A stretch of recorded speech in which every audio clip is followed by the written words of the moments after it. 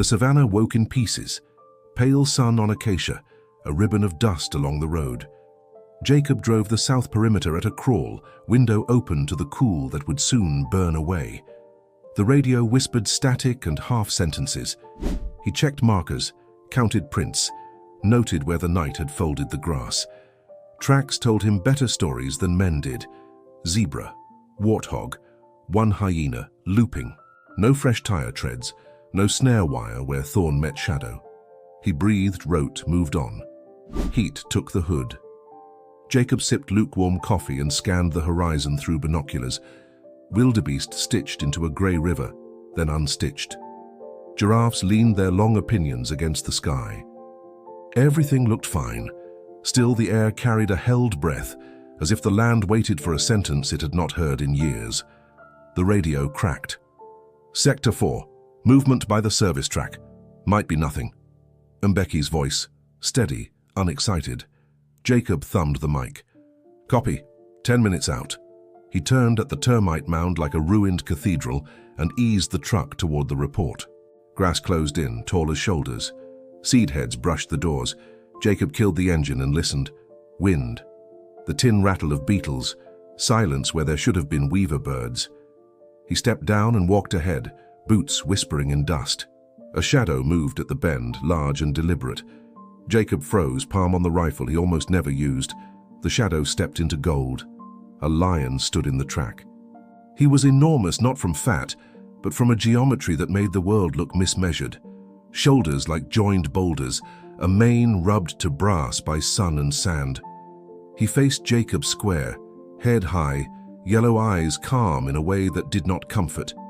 Jacob lifted his free hand, fingers spread, the ritual of being small. The lion did not charge.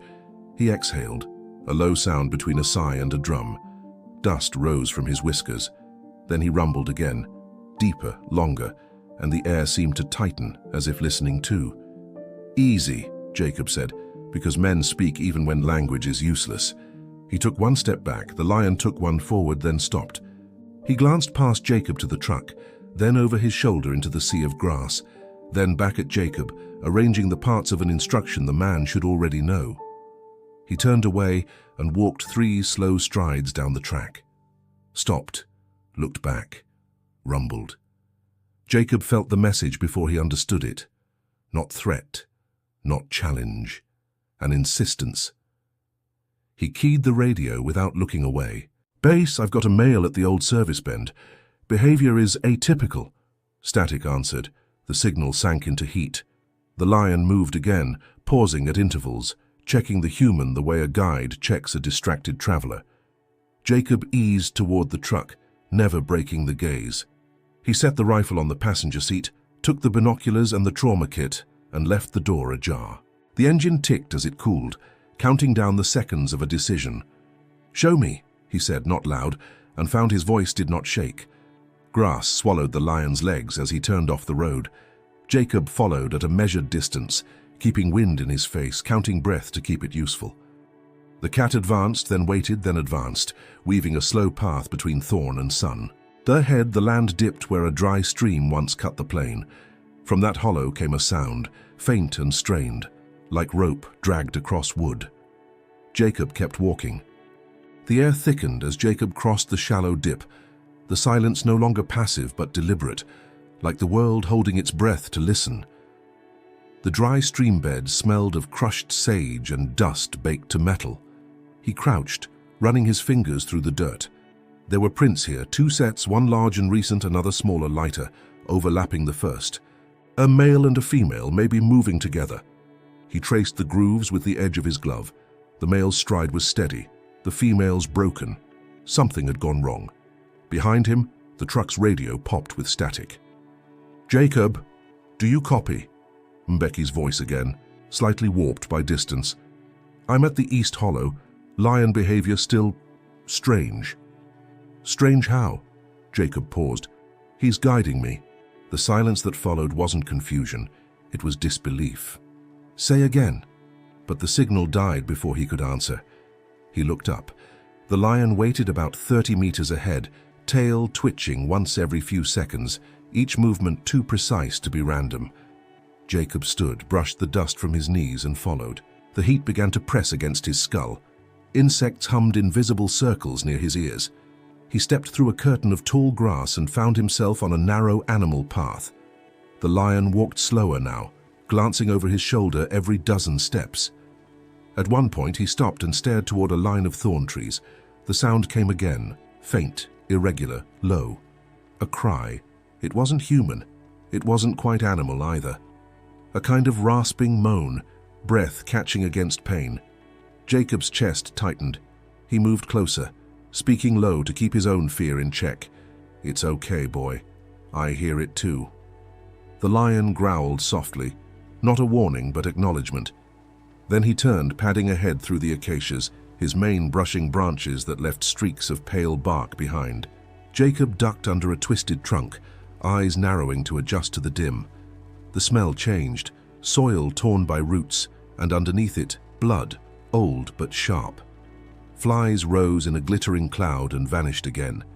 He stopped beside a patch of crushed leaves, bent down and found the first real sign. Fur caught in the bark of a fallen tree. Golden, short, unmistakable.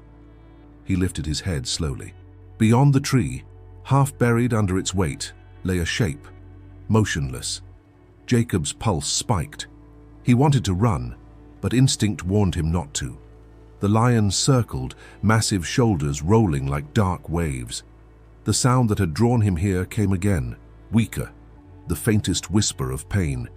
She was alive. The Leona's flank lifted in uneven rhythm. Her paw scraped the ground once, twice, as if trying to push away the trunk pinning her side. Her eyes flicked open when Jacob took a step forward. "Easy," he murmured, lowering his hands. The lion's head swung toward him instantly. For a breath, Jacob met those yellow eyes and saw the tremor of choice, attack or trust. He stopped moving. The air between them felt heavy, charged. "I'm here to help," Jacob said quietly. The lion's nostrils flared, testing the wind. Seconds stretched. Then, almost imperceptibly, the great head lowered. Jacob exhaled, slow and careful. "Good. That's good." He crouched beside the fallen trunk. The bark was thick as bone, impossible to lift alone. He reached for his radio again. The signal hissed, dead. He glanced up. The lion hadn't moved, still watching, tail curled close. Jacob understood now. He wasn't trapped between predator and prey. He was standing inside something sacred. He whispered, more to himself than anyone, "She's breathing. Hold on." Then he looked back at the lion and added, "I'll get help." The lion blinked once, slow and deliberate, almost human. Jacob turned toward the fading trail, already planning the impossible rescue. And as he walked away, the savannah remained utterly silent, as if even the wind dared not interrupt what was unfolding between them. Jacob jogged the last stretch back to the truck, lungs burning in the heat. His boots slipped on dry soil, each breath tasting of iron. He slammed the door open, grabbed the radio, and twisted the dial until static broke into fragments of voices. "Base, do you copy? Injured lioness pinned under a tree in the East Hollow. She's alive. I need assistance.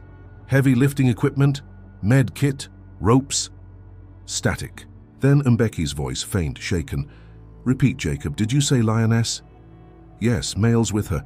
He led me there. I'm heading back now. Over." A pause. "Copy that. Don't engage until we arrive." He tossed the radio aside and checked the rifle, still loaded, safety on. He wouldn't need it unless something went wrong. And in this line of work, things always did. The engine coughed to life. Dust rose in curls as the truck jolted forward. He knew he shouldn't go alone, but the image of that lioness, the way her chest heaved under the weight, pulled him faster than reason. Halfway back, the radio cracked again. "ETA 20 minutes. Jacob didn't answer. The hollow came into view. The air shimmered above the ground like water. He slowed, switched off the engine, and stepped out quietly. The male lion stood exactly where Jacob had left him, beside the fallen trunk, mane trembling in the heat waves. He turned his head the instant Jacob appeared, tail flicking once. Jacob raised both hands, voice calm. "It's me, I brought help. The lion didn't move, but his breathing was rougher now, shorter, faster. He took 2 steps toward Jacob and stopped. The ground seemed to pulse between them. Jacob spoke softly, almost as if talking to a frightened child. I know you don't trust me yet, but she's still breathing, I can help. The lion's ears twitched at the word she. For a moment, nothing existed but the low hum of flies and the sound of the wind combing through grass. Then, slowly, the lion turned away and walked to the side of the fallen tree. Jacob exhaled. He moved closer, inch by inch. The lioness's eyes were open now, cloudy with pain. Her paw trembled as she tried to shift her body. He could see the blood matted into her fur where the trunk pressed against her ribs. He dropped to one knee, checking the angle of the weight. Too much for one man. He whispered, "Hold on, girl." The lion's growl rumbled behind him, a warning, not a threat. Jacob spoke without turning. "I'm staying right here, just talking to her." Minutes passed in that suspended silence. Sweat slid down his back, mixing with dust. The heat pressed closer, thick and heavy. From the ridge behind them, a faint vibration, engines approaching. Jacob looked up and saw two trucks kicking clouds across the savannah. He waved his arm. "They're here." The lion lifted his head, eyes fixed on the vehicles. His body tensed like drawn wire. Jacob turned toward the trucks, signaling them to stop at a distance. He could already hear the voices of his team, urgent, uncertain. "Is she alive? Where's the male?" He motioned for silence, finger to his lips. The lion stepped forward, standing between the men and the fallen tree. His roar broke the air open, deep, resonant, shaking through bone. One of the rangers reached for his weapon. "No!" Jacob shouted. "Hold your fire!" He walked slowly toward the lion, palms open. "It's okay, they're friends." The lion's muscles twitched, a single ripple beneath the mane. For one impossible moment, Jacob thought he might attack. Then the lion lowered his head. The sound that followed wasn't quite a growl. It was closer to grief. Jacob whispered into the stillness, "He's asking us to hurry." Behind him, the men hesitated only a second before unloading ropes and crowbars. The rescue had begun, under the burning sun, between trust and fear, in a place where words meant nothing and meaning was everything. The heat shimmered like glass as the men approached the hollow, each step measured, deliberate. No one spoke. The sound of ropes sliding over sand was the only thing between them and the lion's breath, a heavy rhythm that made the air feel alive. Jacob raised a hand. "Stop here," he whispered. "No sudden moves." The lion stood beside the fallen trunk, tail swaying in slow, uncertain arcs. His eyes flicked between the group and the injured lioness. Every time one of the men shifted, his muscles tensed, a silent warning. Jacob motioned to Mbeki. "We'll need to lift the trunk enough to slide her free." Mbeki's whisper cracked with fear. "He's not going to let us close." "He will," Jacob said. "He brought me here. He knows what I'm trying to do." The lion's head turned toward Jacob at the sound of his voice. The ranger took one cautious step forward, then another. The lion watched, unblinking, the gold in his eyes reflecting the fire of the sun. Jacob's heart beat so hard he could feel it in his fingertips. "It's okay," he said softly, voice trembling like the leaves around them. "We're helping her." For a long moment, nothing. Then, slowly, the lion stepped back. 1/2 meter, no more, but enough. "Now," Jacob murmured. "Let's move." The men crept forward, spreading the ropes around the trunk. The air smelled of sweat, resin, and blood. Every rustle of grass seemed to echo. Jacob crouched, looping the last cord under the thickest part of the branch. The lioness's breathing was shallow, her sides heaving like broken bellows. He spoke quietly to her, though she couldn't understand the words. "You've got friends today, girl, just a little longer." Above him, the lion gave a low sound, half growl, half sigh, as if answering. Jacob signaled with his hand. 3, 2, 1, pull. The ropes strained, groaning against the weight. The trunk shifted an inch, then another. Dust rose in clouds. The lion jerked forward, alarmed, but Jacob raised both hands. "Easy," he shouted. "We're lifting, not hurting." The men grunted, faces red with effort. The wood creaked like bone about to snap. Then, with a long groan, it rolled just enough for Jacob to slide the lioness's paw free. She gasped, one deep, ragged breath that sounded almost human. The lion crouched beside her, pressing his head gently against her neck. Jacob knelt, steadying her body as the others pushed the trunk farther. "Keep going! A little more!" A final pull. The tree rolled away, crashing into the grass with a heavy thud. The lioness was free. For a heartbeat, no one moved. Then Jacob exhaled, the first full breath in what felt like hours. He backed away slowly, giving the lion space. The lion sniffed along her flank, licking the blood from her fur. She tried to rise, legs trembling, but collapsed again. Jacob's throat tightened. She needs fluids, maybe stitches. Mbeki touched his arm, eyes wide. "Look." The lion turned toward Jacob again. Dust clung to his mane, his chest rising and falling. He didn't growl this time. He just looked, long, steady, as though the man had become part of something he could finally understand. Jacob nodded, voice barely audible. "You're welcome." The lion blinked once, then turned back to the lioness. The men stood frozen, unsure whether to retreat or bow. The air carried no threat anymore, only exhaustion and heat, and the soft sound of wings somewhere above. Jacob stepped backward, motioning the others to leave their gear.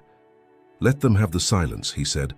They walked away quietly, boots pressing the memory into dust.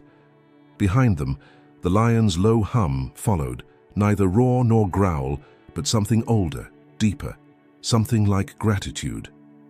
They didn't speak for a long time. The wind filled the silence, brushing through dry grass, tugging gently at the ropes left behind. The tree lay split open beside the hollow like a fallen monument, its bark scarred by the effort it took to move it. Jacob wiped his forehead with his sleeve. "She's free," he murmured, half to himself, half to the sky. Mbeki nodded, but kept his eyes on the lions. The lioness had rolled onto her side, panting hard. Blood streaked the fur along her ribs, but the wound wasn't deep, more bruise than break. The male stayed beside her, head bowed, his mane stirring with each labored breath she took. Every few seconds, he looked toward Jacob, not with suspicion anymore, but with something almost human, recognition. Jacob crouched, careful to keep distance. "You did good," he said softly, voice hoarse from heat. "She'll make it." The lion lifted his head, eyes narrow in the sun. Then came the sound, a low, fractured moan. Not from the male, from the lioness. It was raw and trembling, a cry that wavered between pain and relief. It echoed faintly against the hollow walls, the kind of sound that lives somewhere between life and death. Mbeki flinched. "Is she?" "She's alive," Jacob said. "But she's been pinned too long. Shock, dehydration, maybe a rib cracked." He scanned the horizon, hand shading his eyes. The rescue trucks were distant specks now, waiting where the terrain flattened. The others wouldn't come closer. They'd seen enough to know this moment didn't belong to them. Jacob opened his field kit. Inside, a single IV bag, antiseptic and gauze. Barely enough for a human, let alone a creature that weighed 400 pounds. Still, he poured water into the cap of his flask and set it on the ground a few meters away, letting it glint in the light. "She might not drink," Mbeki whispered. "Maybe not," Jacob replied. "But he'll see what I mean." They stepped back. The lion sniffed the air, then padded toward the flask. He lowered his head, brushed it once with his nose, and backed away, almost as if testing. Then he turned to the lioness and gave a gentle growl. She stirred, lifted her head weakly, and licked the water from the sand beside it. Jacob exhaled. "There you go." The sound that followed was different this time, a deep, rumbling vibration that wasn't threat or warning. It rolled from the lion's chest like a thank you trapped in another language. The hair on Jacob's arms stood on end. Mbeki muttered under his breath. "You think they know?" Jacob kept his eyes on the lion. "I think they feel. That's enough." The lioness tried again to stand. Her front legs straightened, but her back quivered under her own weight. The male pressed his shoulder against hers, steadying her as she found balance. The hollow held its breath. She was standing. Jacob felt something tighten behind his eyes, a burn he hadn't expected. Mbeki swallowed hard beside him. "She's walking," he whispered. The lioness limped toward the shade of a nearby tree, collapsing there in exhaustion but alive. The male followed, settling beside her, his tail sweeping in slow arcs over the ground. Jacob turned to his partner. "Let's give them space." They began walking back toward the trucks, leaving the hollow behind. Every few steps, Jacob looked over his shoulder. The lions remained still, framed by sunlight and shadow, two shapes bound by instinct and something that felt older than survival. At the ridge, a single cry drifted across the plain. Low, lingering, carrying gratitude and grief in equal measure. Jacob stopped to listen. "That's her," he said quietly. The cry beneath the tree. The wind shifted, carrying the sound away, until only silence remained, heavy and sacred. Morning came softly, as if the savannah itself wanted to speak in whispers. Pale light rolled across the horizon, brushing the grass in muted gold. Jacob hadn't slept. He sat at the edge of the base camp, binoculars in hand, eyes fixed on the eastern ridge. All night he'd thought about the lioness, her trembling legs, the cry that clung to the air like smoke.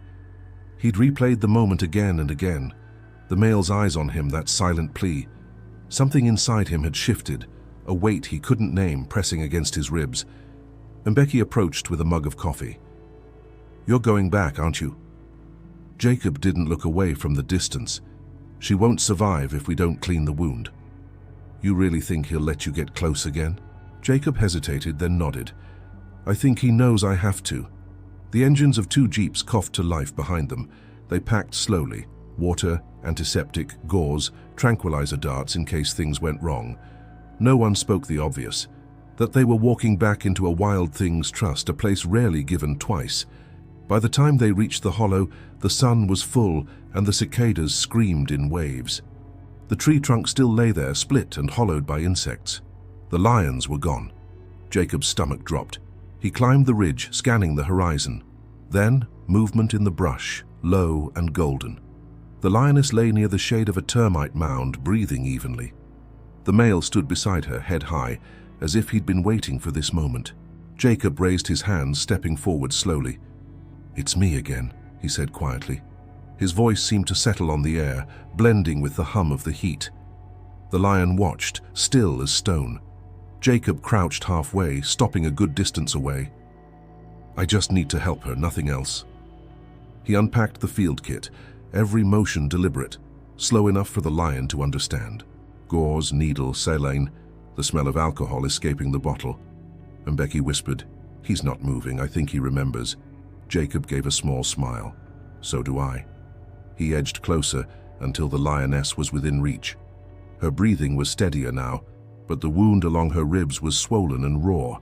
He poured antiseptic over the gash. The lion's ears flicked at the sound, but he didn't move. "She's strong," Jacob murmured, cleaning carefully. "You've kept her alive." The lion let out a low hum, deep and resonant, like the echo of a distant drum. Jacob felt it in his bones. When the last strip of gauze was tied, he stepped back slowly, hands open. "Done," he whispered. The lion lowered his head as though acknowledging what had been exchanged, trust, risk, and something beyond either. The lioness blinked at Jacob, her gaze distant but clear. Mbeki whispered, "Let's go." Jacob lingered another moment, the stillness pressing around him. He wanted to say something, thank you maybe, but words felt too small. Instead, he bowed his head, a gesture older than language. They turned back toward the jeeps, boots crunching softly in the dust. Behind them, the lion nudged the lioness gently, urging her to rest. When Jacob looked back one last time, the male was standing at the crest of the hill, mane haloed by light. For a second, their eyes met across the distance.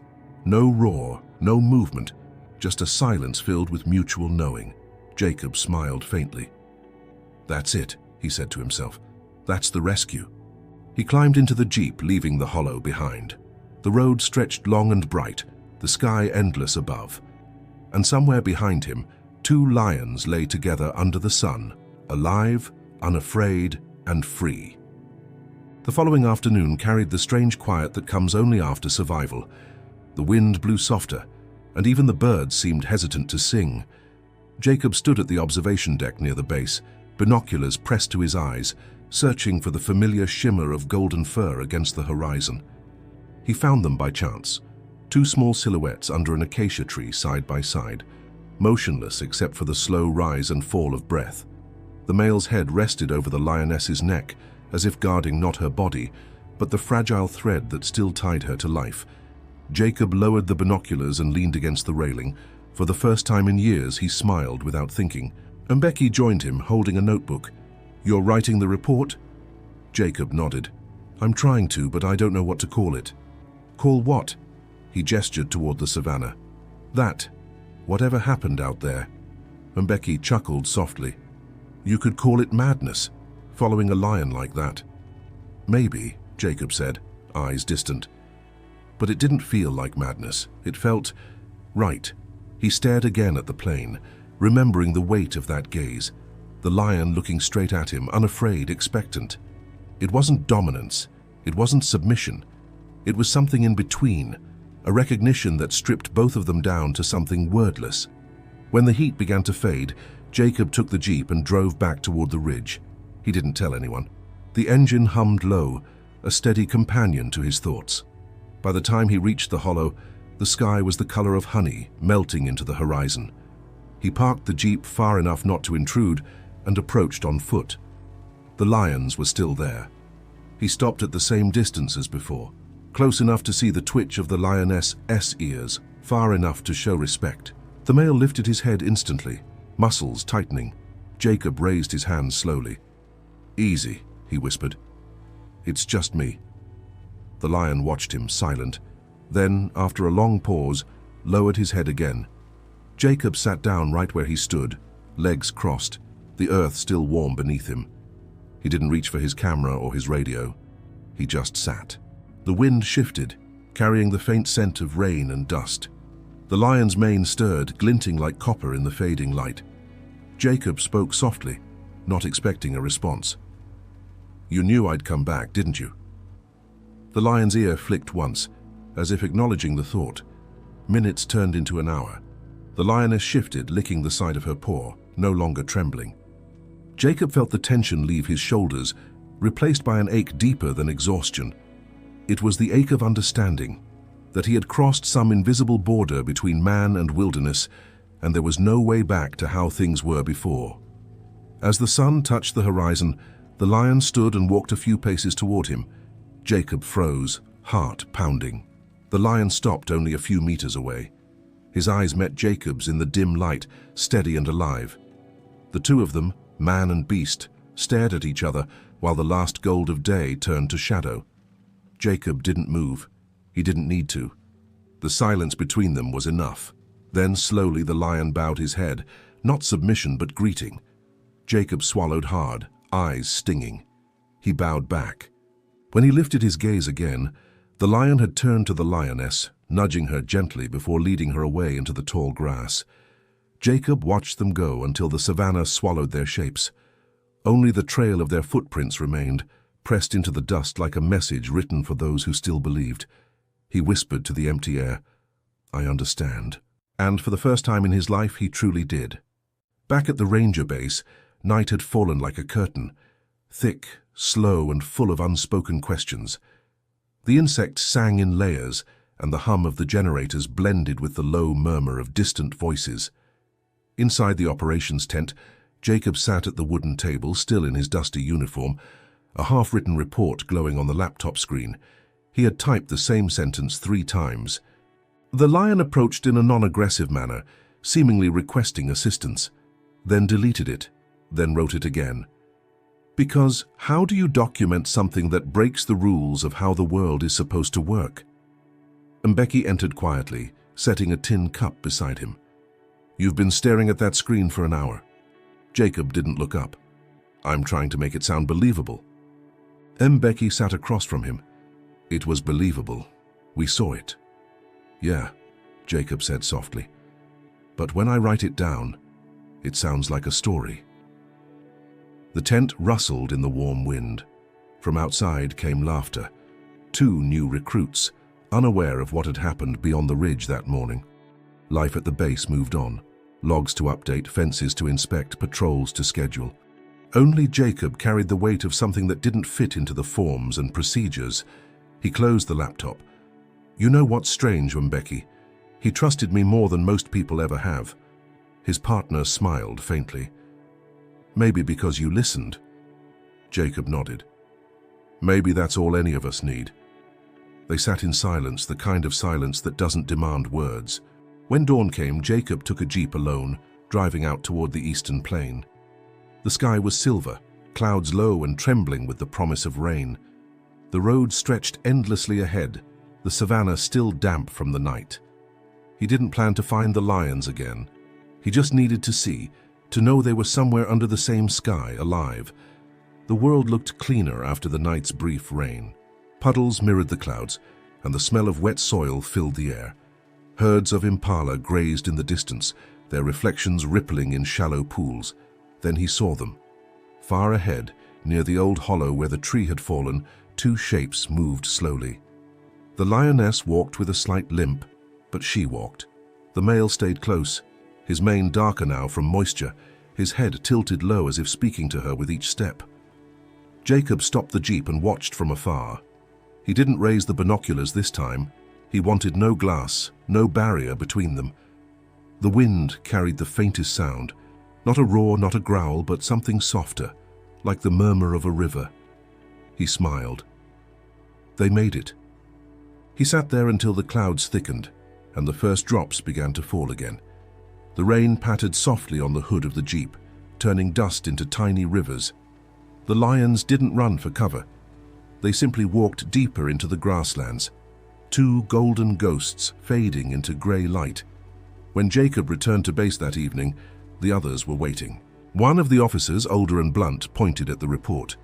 "You're calling this cooperation?" Jacob met his eyes calmly.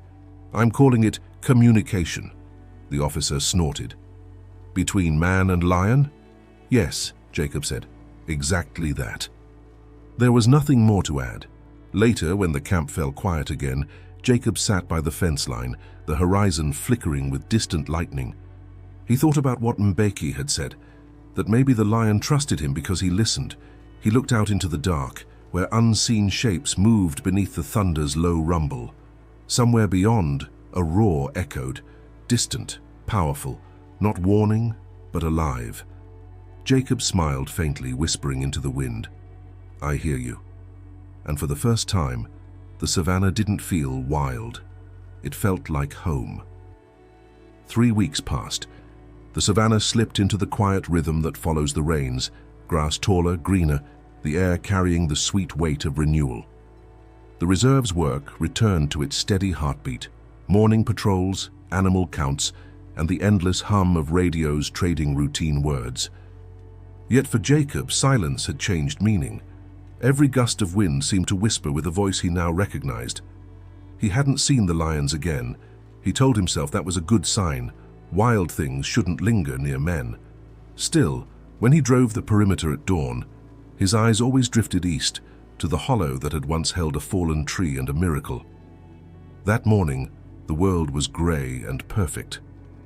Mist clung to the ground, rising in soft threads as the sun tried to push through. Jacob slowed the jeep, headlights off, windows open, the smell of damp earth mixed with acacia flowers and fuel.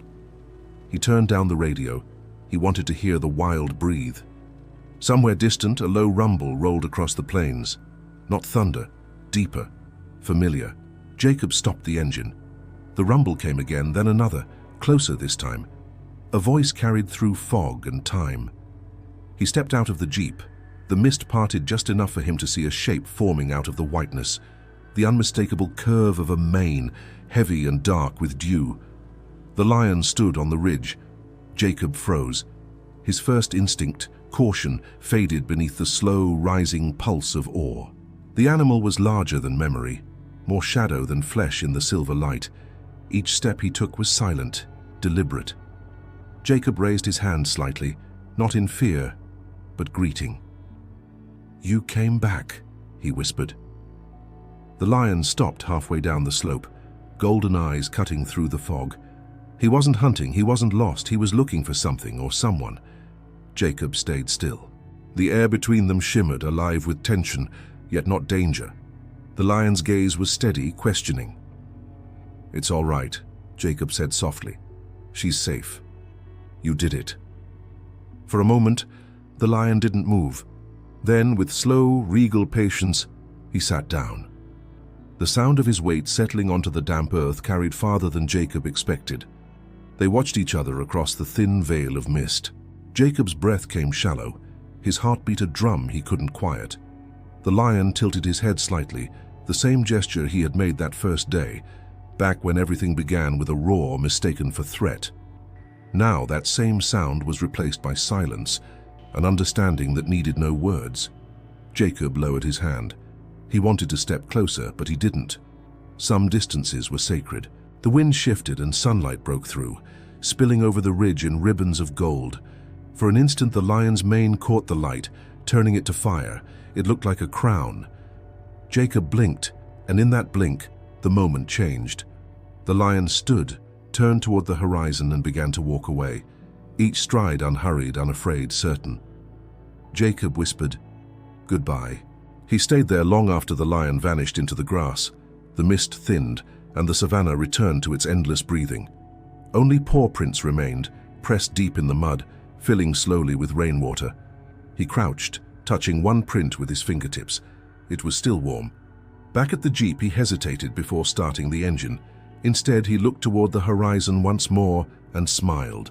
"He came back," he said aloud, as if telling the earth itself, "just to say we're even." As the jeep rumbled to life, the sound of another distant roar carried through the wind, soft, echoing, more like a farewell than a call. Jacob didn't look back this time. He didn't need to. The savannah had already spoken. The sun rose slowly, a coin of molten gold above the horizon, spilling its light across the plains.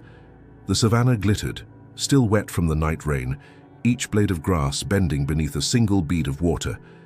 Jacob sat by the jeep with a notebook on his lap, a pencil balanced loosely between his fingers. He had come alone before dawn to the same ridge where he had last seen the lion disappear. The radio was off. The world was quiet except for the steady hum of waking life. Crickets, distant birds, the soft rustle of wind through thorn trees. Everything moved as if remembering its purpose. Jacob stared at the blank page for a long time. He wasn't sure what he wanted to write, only that he needed to. Finally, the pencil touched paper. "Some stories don't belong to people," he wrote. "They belong to the silence that exists between us and the wild." He paused, looked up at the horizon. "That day I thought I was saving them, but maybe they saved me." He exhaled, the words leaving his chest lighter than he expected. In the weeks since the encounter, something inside him had changed, subtly, permanently. He found himself listening more carefully, speaking less. Every rustle, every echo seemed to carry meaning. When others at the base joked about Jacob and his magic lion, he only smiled. They hadn't seen the look in those golden eyes. They hadn't felt the weight of trust that crossed the gap between species. He thought about the first roar, the one he had mistaken for aggression. It wasn't a roar at all, it was a call, a plea, a language older than words, older than fear. Behind him, the sky brightened from gold to pale blue. Herds began to move in the distance, shapes rising out of mist. The rhythm of the savannah resumed, vast and indifferent, yet somehow intimate. Jacob tore the page from his notebook, folded it carefully and tucked it into his pocket. Then he stood, brushing the dust from his trousers, and looked once more toward the east. There was no lion on the ridge today. No sign of the great beast or his wounded mate, only the endless grass swaying gently like breath. But he didn't feel loss. The wild had given him what he needed, proof that empathy wasn't a human invention. It was universal, written into the pulse of the earth itself. He spoke softly, as if addressing the horizon. "You don't need to show yourself. I know you're there." A faint wind stirred in response, cool and patient, brushing his face. He smiled. Back at the jeep, he hesitated before turning the key. Then he opened the glove compartment and placed the folded note inside, beside a worn photograph of his late father, a ranger too, long before radios and trucks made the work easier. He whispered, "You'd have understood." As the engine hummed to life, he drove slowly, letting the wheels cut gentle lines into the wet soil. The land opened before him, stretching forever, yet he no longer felt small inside it. He felt connected to every breath, every wing beat, every heartbeat that moved unseen beneath the grass. When the base came into view, he didn't go straight inside. He stopped by the fence and watched the morning unfold. Birds circled, dust shimmered. Somewhere far away, the faint echo of a roar rolled across the plains, soft, almost tender. Jacob laughed under his breath. You always know how to say goodbye. He climbed back into the jeep and drove toward the horizon, the sunlight catching the mirrors, scattering fragments of brightness into the open air. Behind him, the savannah exhaled, the wind rising through grass, filling every empty space with sound and life and memory. And somewhere beyond sight, a lion lifted his head toward the dawn, his mane glowing like fire as the world began again.